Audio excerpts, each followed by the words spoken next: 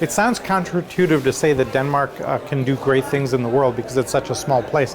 But I have a strong thesis that, a couple of hundred years ago it was a huge advantage to be a big country. You had multiple abundant resources, natural resources, you had critical mass in multiple industries, lots of diversification in the economy. But that was useful 200 years ago. Today it's a huge liability.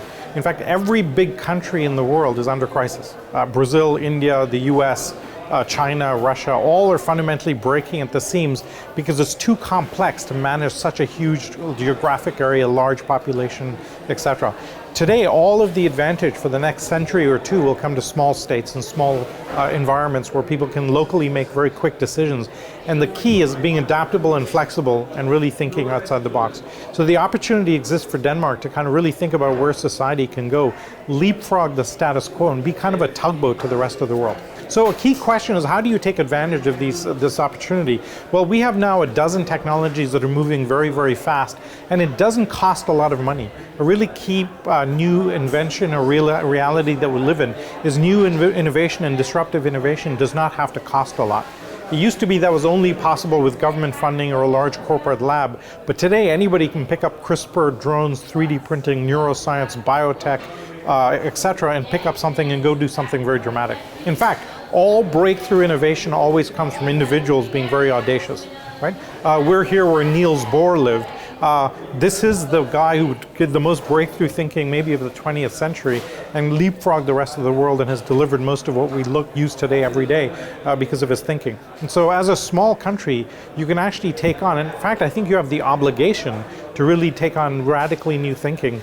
Let people go with new technology, let them experiment very radically, and then police the negative use cases rather than being very, very conservative at the front end.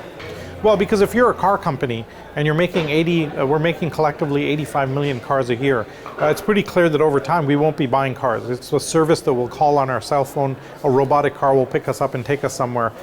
We've worked out that instead of 130,000 cars on Manhattan, you could run the whole of transportation with 9,000 autonomous cars and you'd have to wait an average 36 seconds. So you don't need to sell 130,000 cars. The market will shrink by about 10x. And in many of these legacy industries, we think there'll be about a 10x drop in the marketplace. And therefore, you can't afford to sit still. The marketplace will erode around you, as we've seen with hotels, taxis, music business, newspapers, etc. Very much so, because major breakthroughs always happen when you create disparate areas and disparate skills and put them together. We found the most productive ideas come from multi-skilled individuals operating in a very interdisciplinary way, and the diversity of thought that comes from multiple people in different constituencies is where we get great thinking. At Singularity University, we have classrooms that have 8 biotech gurus, 8 medical doctors, 8 nanotech PhDs, 8 AI guys, etc. If you're at 80 robotics experts, you're not going to come up with a good outcome, right? And you need the diversity of thought plus entrepreneurial thinking and others to really radically come up with new ideas. And frankly, all breakthrough ideas come from that point, so we can encourage that and try and make more of that happen. Well, organizations need to realize today that either they're the disruptor or they're the disrupted. Being the status quo and doing the same thing is not a sufficient answer going forward. And so what you need to do is radically do new disruption by taking some of your change agents to the edge of your organization, doing radically new things there, and then letting that be the new tugboat for the organization. And we think that's a necessary structure that we're starting to see with Google, Apple, others, but lots of other companies are doing that also. A great success story would be Nestle with Nespresso. Took their capability, went to the edge, did something radically different, and they've created a massive line of business from doing it. So there's a huge possibility. You have to structure, organize differently.